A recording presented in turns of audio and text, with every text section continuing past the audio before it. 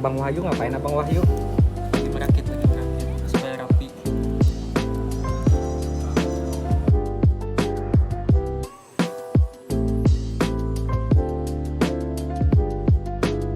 Sensor IR, maka box sampah Selanjutnya.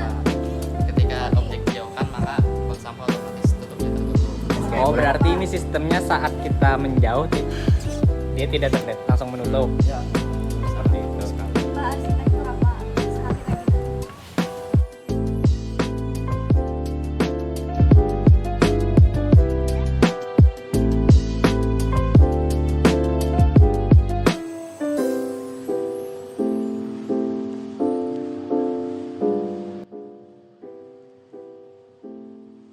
Halo, assalamualaikum warahmatullahi wabarakatuh. Perkenalkan, nama saya Wahyu. Kami adalah membuat perangkat IoT yaitu berupa smart bin. Dan di sini saya sebagai seorang arsitektur yang mana juga merangkup pada pemilihan perangkat keras. Maka di sini saya akan menjelaskan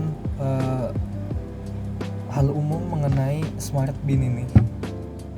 Bisa dilihat untuk demonstrasinya itu adalah di video yang pertama. Bisa dilihat video pertama itu dia ketika tangan diletakkan di depan, maka pintunya akan bergerak membuka otomatis begitu. Jadi untuk cara kerjanya adalah seperti itu. Itu secara umum dan pembukaan mengenai video yang sebelumnya. Baik, pertama bisa dilihat dari tampak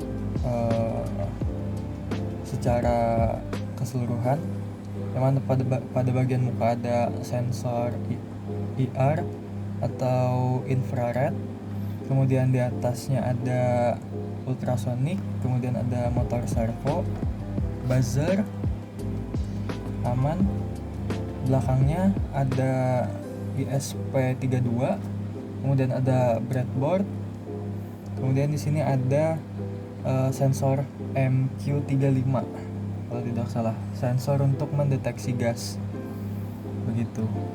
Mungkin ini masih agak berantakan karena nanti akan dirapikan juga sama teman-teman yang lain, dibantu sama teman-teman yang lain juga.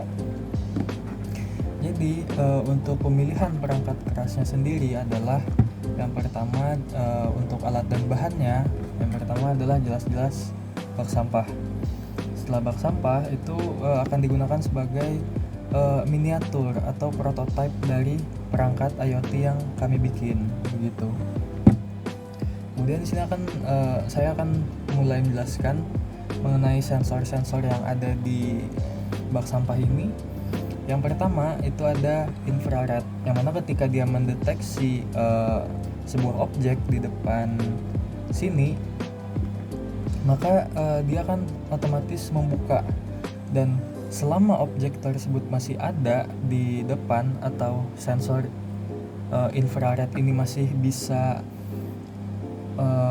dia masih ada mendeteksi benda di mukanya, maka dia akan terintegrasi dengan motor servo yang di sini. Jadi ketika infrared ini masih mendeteksi suatu objek di depannya, maka motor servo itu akan selalu terbuka, dan ketika objeknya dijauhkan atau tangan kita digeser, baru dia akan menutup seperti video demonstrasi sebelumnya begitu. Kemudian untuk motor servo, yang mana di sini dia akan membuka dan menutup begitu. Ketika ada objek, maka dia akan membuka, dia akan mendorong ini, dia akan membuka begitu.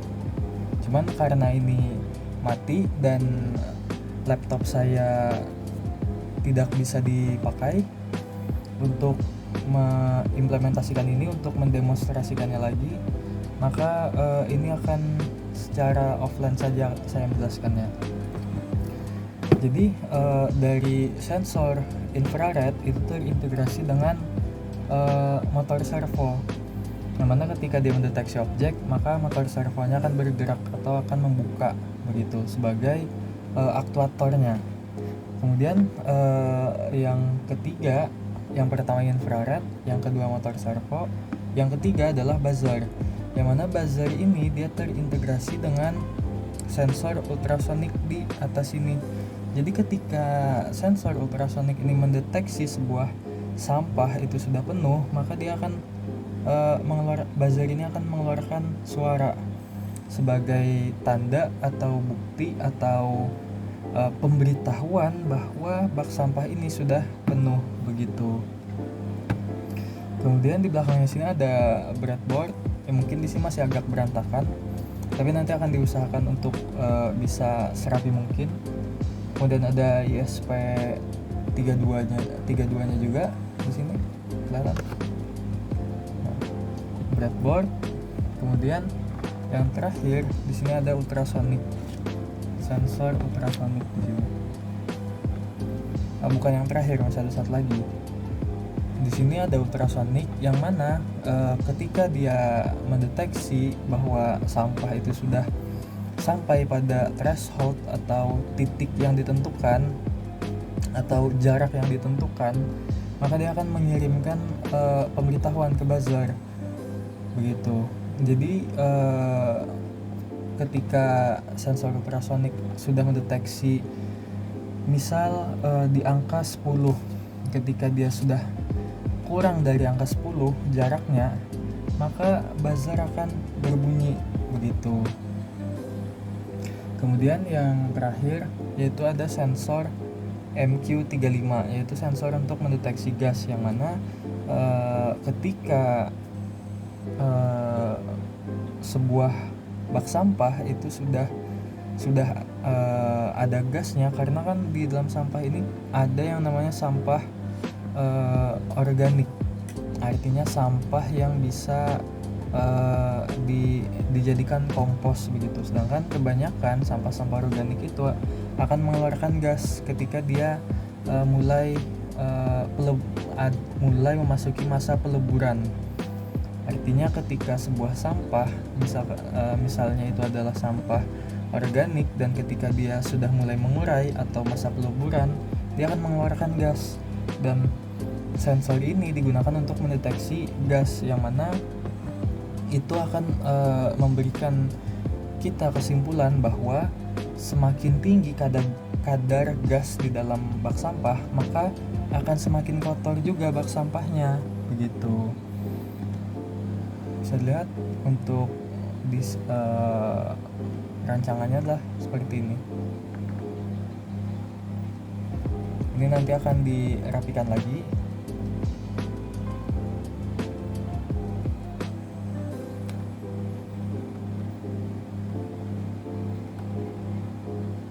Motor servo, buzzer. Oh ya, di sini juga ada dilakukan penambahan batang kayu. Agar apa? Agar dia bisa ketika dia mendorong itu lebih ada tenaga, dan bak sampahnya itu terbuka dengan lebar, terbuka dengan sesuai yang kita inginkan.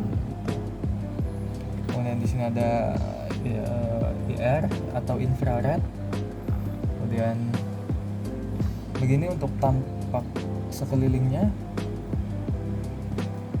Bagian belakang, bagian samping ada buzzer dan motor servo, bagian depan ada IR, dan bagian sini ada sensor MQ135, dan di atasnya ada sensor ultrasonik.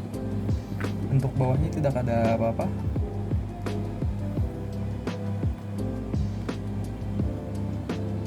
Begini. Untuk lebih detailnya mengenai port atau pin-pin yang akan digunakan oleh sensor-sensor ini adalah nanti akan dijelaskan oleh saudara kita, yaitu Mahfud Haitami. Mungkin dia nanti akan menjelaskan mengenai coding dan mengenai pin-pin serta port yang dicolokkan di sini begitu. Jadi dari saya itu cuma dari rancangan arsitektur ininya saja, rancangan mengenai prototype dan pemilihan hardware-nya begitu.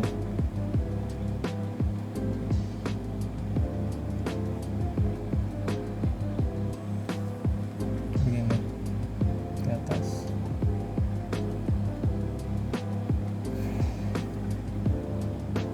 Jadi untuk saya sekian dulu. Habis ini akan dilanjutkan oleh saudara kita Mahfud Haitami. Untuk saudara Mahfud dipersilahkan. Sekian, terima kasih. Assalamualaikum warahmatullahi wabarakatuh. Perkenalkan, nama saya Mahfuz Haitami dengan NIM C0504222032 dari kelompok 3. Di sini saya akan menjelaskan struktur coding dari perangkat yang kami gunakan.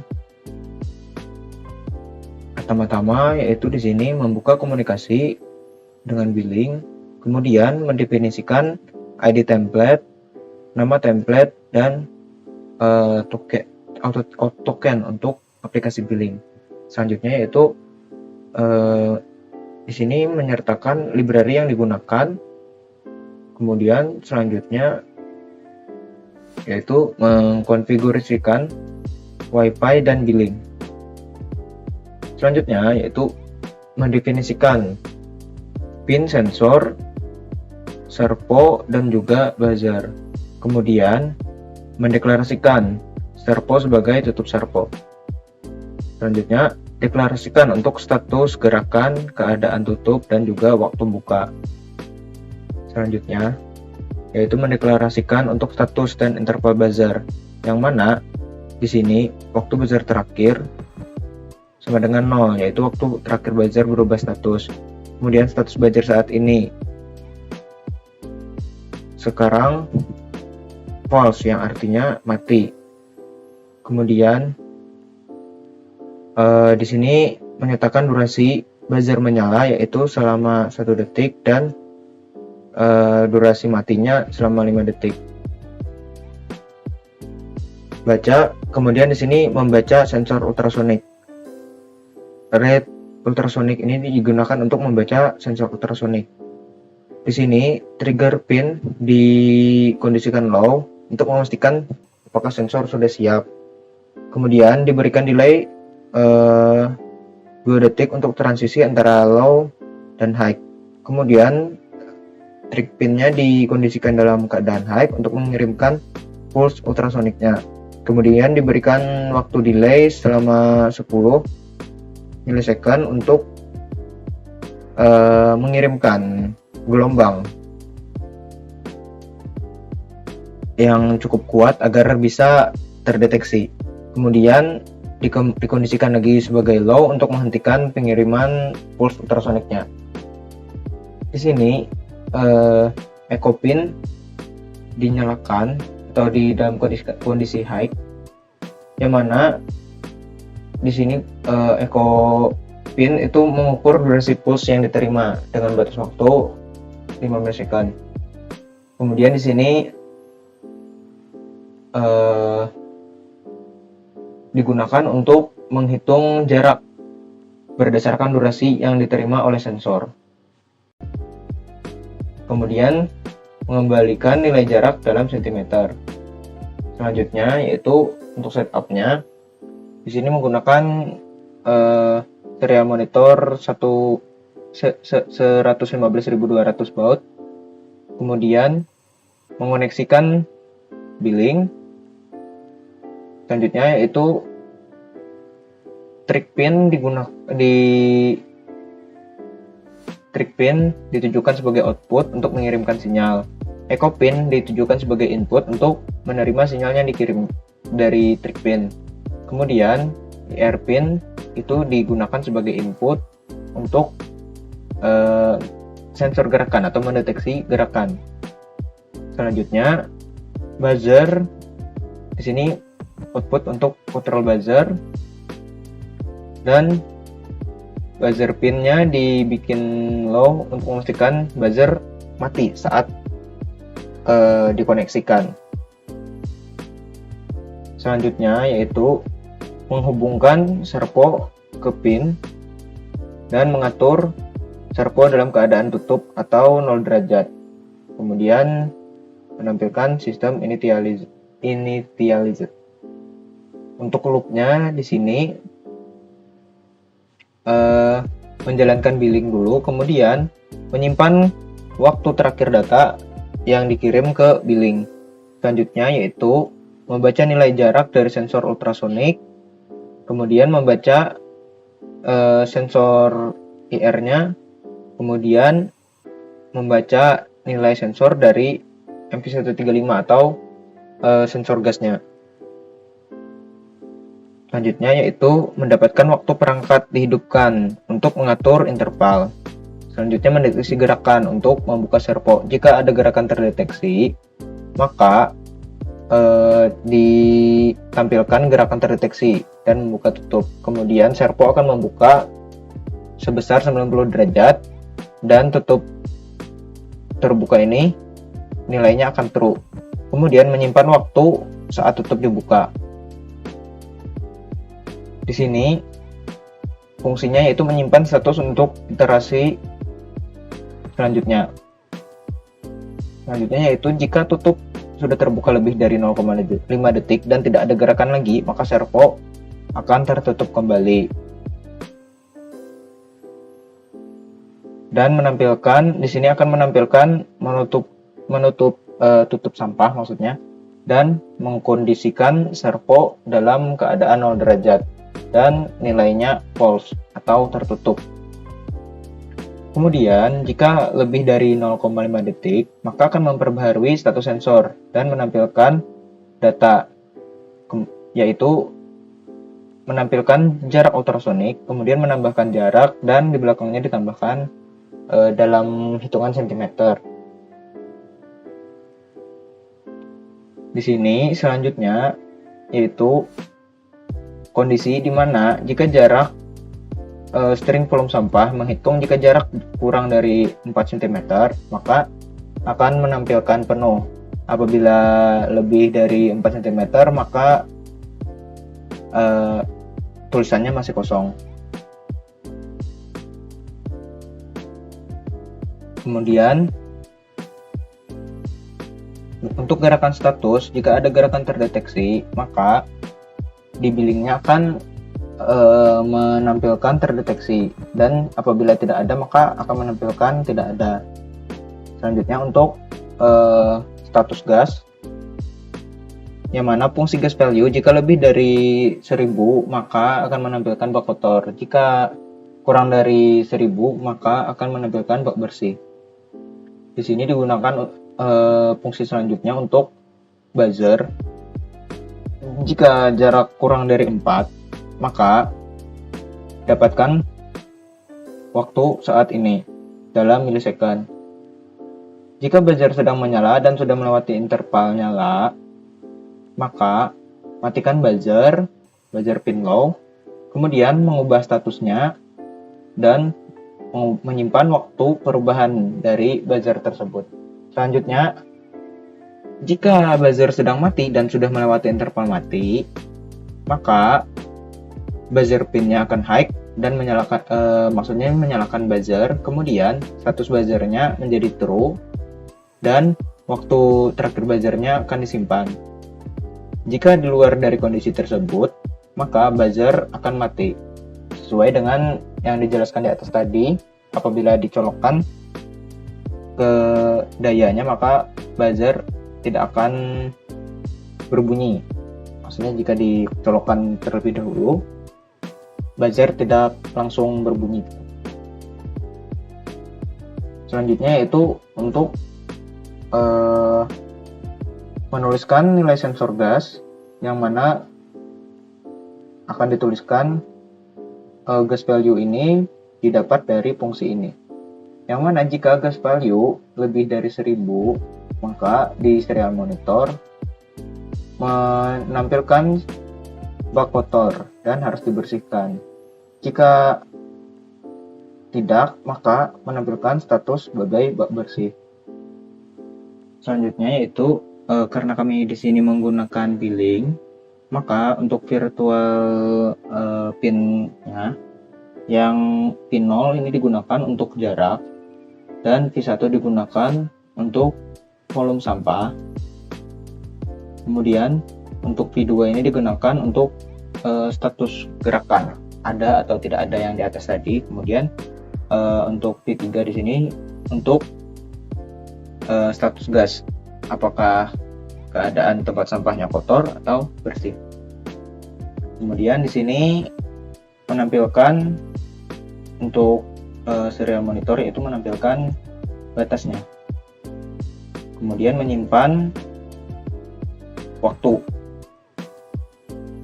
Jadi sekian saja penjelasan dari saya. Jika ada kekurangan atau kesalahan dalam penjelasan, saya mohon maaf. Dan untuk penjelasan selanjutnya akan dijelaskan oleh anggota kelompok saya selanjutnya. Sekian, terima kasih.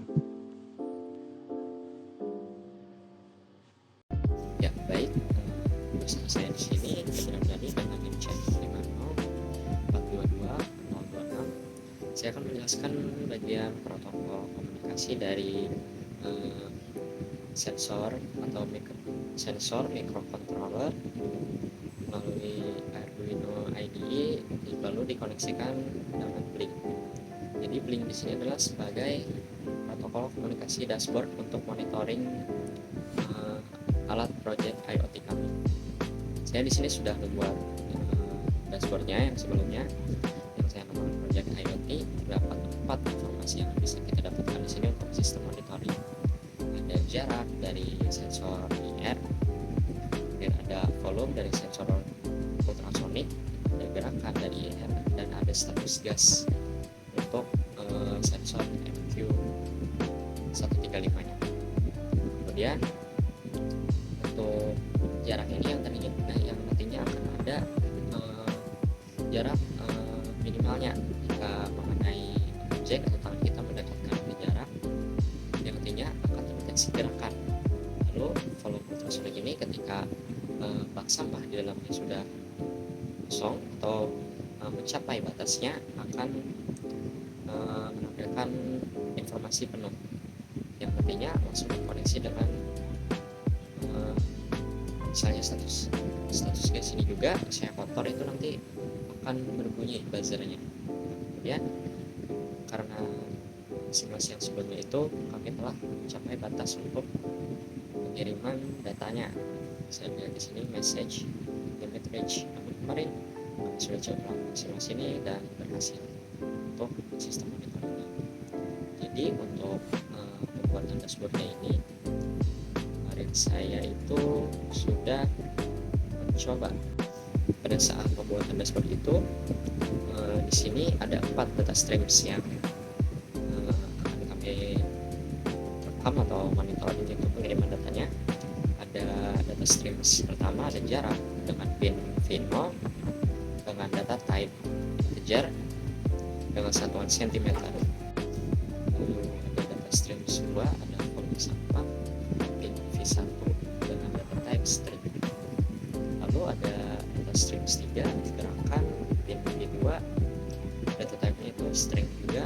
Lalu ada status gas yang tadi bak bersih, nantinya akan menampilkan data type-nya itu strings. Berikut 4 data strings yang kami lakukan di dashboard ini yang nantinya akan tampil di monitoring. Sebelum kami koneksikan itu, kami menginstal terlebih dahulu library untuk Blink-nya di Arduino IDE. Kemudian setelah itu kita salin yang di bagian firmware configuration ini ada di Blink template ID, di Blink template name, kemudian out token-nya ini kita salin juga di bagian coding Arduino IDE, yang nantinya di bagian coding itu akan saya jelaskan selanjutnya. Jadi seperti itulah untuk peran Blink di dalam proyek kami, yaitu sebagai protokol komunikasi antara Arduino IDE, controller, sensornya, lalu ke dashboardnya. Jadi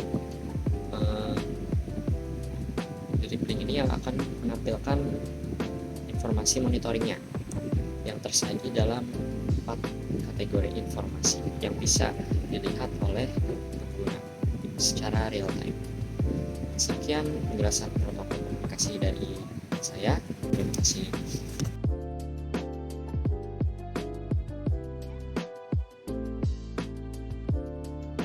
Baik, masuk ke bagian selanjutnya, yaitu pada bagian kekurangan dari praktek IoT dalam proyek Smart Trash Bin dari kelompok kami, yaitu Yang pertama,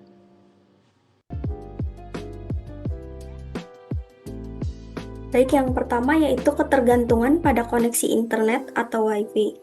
Sistem Smart Trust-Beam dengan menggunakan protokol MQTT yang membutuhkan koneksi Wi-Fi stabil untuk pengiriman data real-time.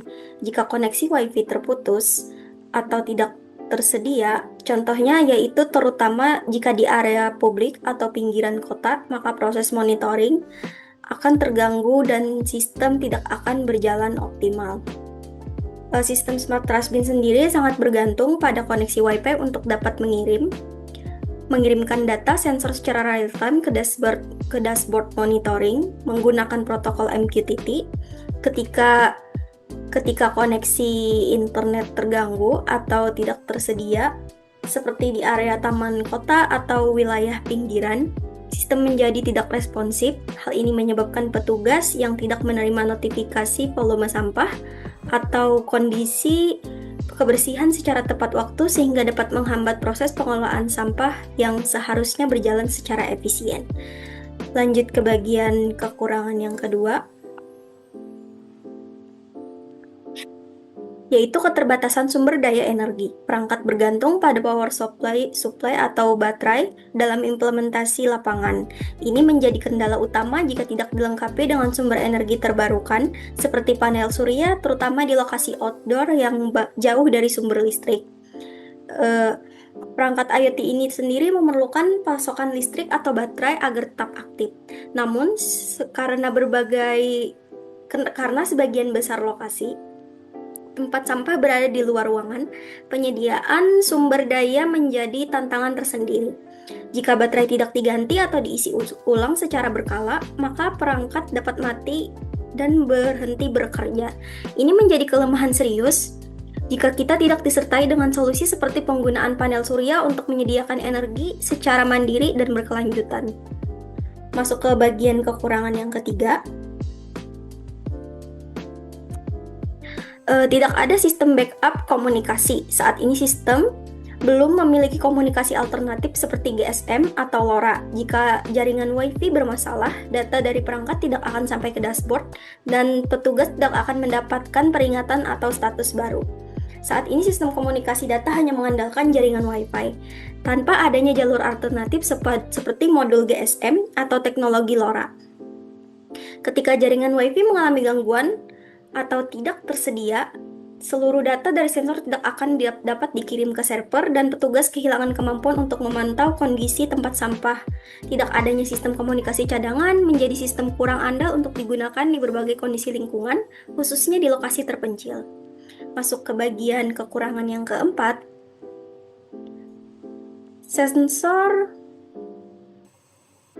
Bagian kekurangan yang keempat yaitu keterbatasan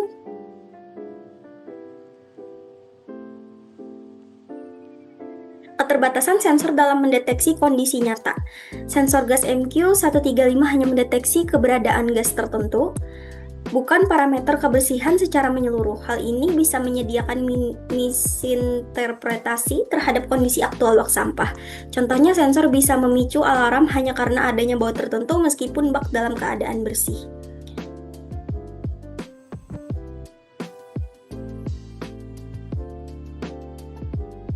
Lanjut bagian kekurangan yang kelima.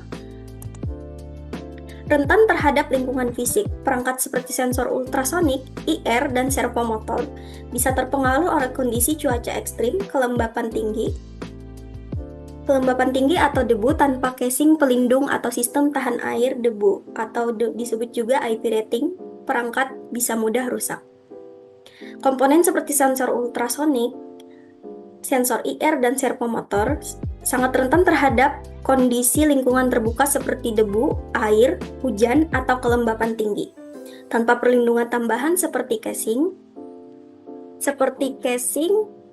atau yang tahan air dan debu, perangkat berisiko cepat rusak dan memerlukan perawatan yang lebih sering. Ini menjadi salah satu kelemahan utama dalam implementasi IoT di lingkungan luar ruangan. Masuk ke kekurangan yang keenam, yaitu skalabilitas dan integrasi terbatas. Sistem belum sepenuhnya terintegrasi di dalam platform Smart City Banjarmasin. Padahal untuk skalabilitas besar, integrasi dengan comment center dan sistem data kota sangat diperlukan.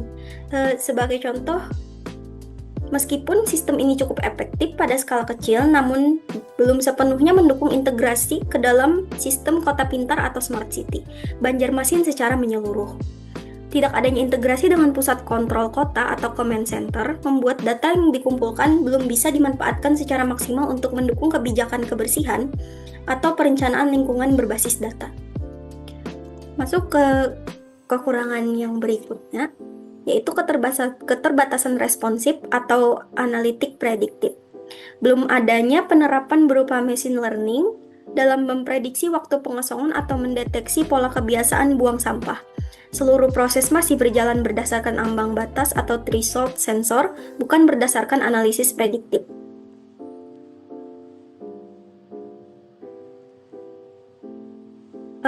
Dalam kekurangan ini bisa menyebabkan sistem hanya bekerja secara reaktif berdasarkan kondisi sensor saja, tanpa mempertimbangkan pola kebiasaan masyarakat dalam membuang sampah. Padahal prediksi ini sangat berguna untuk merencanakan jadwal pengangkutan yang lebih efisien.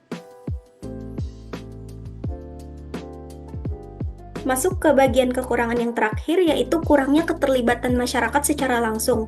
Sistem ini berfokus pada pemantauan oleh petugas, namun belum menyediakan antarmuka partisipasif untuk masyarakat umum, seperti aplikasi mobile yang memungkinkan warga melapor kondisi sampah atau menerima edukasi kebersihan.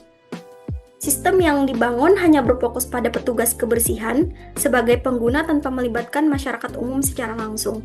Belum ada fitur seperti aplikasi mobile atau platform publik yang melaporkan kondisi TPS untuk mengakses informasi kebersihan. Kurangnya partisipasi masyarakat dalam sistem membuat pendekatan solusi IoT ini kurang menyentuh aspek kolaboratif yang sangat penting dalam menjaga kebersihan lingkungan bersama. Baik, berikut tadi adalah penjelasan kekurangan dari praktek IoT dalam proyek Smart Trustbin.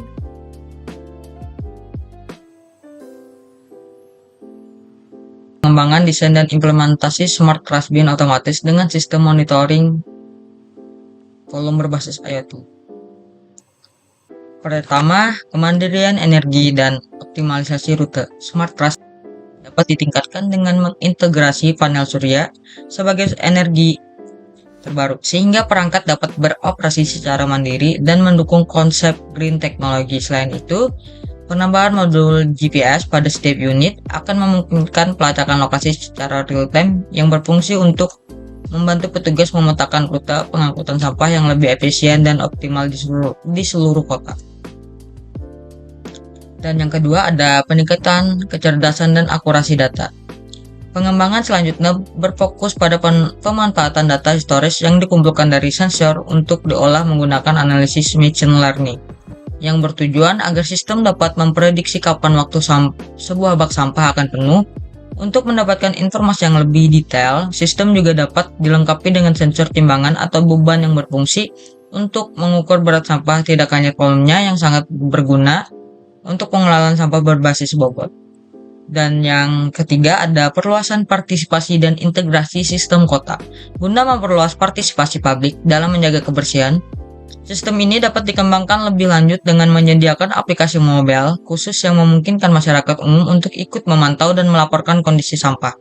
Sebagai langkah puncak, sistem Smart Trustbin ini sebaiknya dapat diintegrasi ke dalam platform manajemen kota pintar atau command center terpusat, sehingga data yang dihasilkan dapat mendukung perumusan kebijakan dan program lingkungan secara menyeluruh.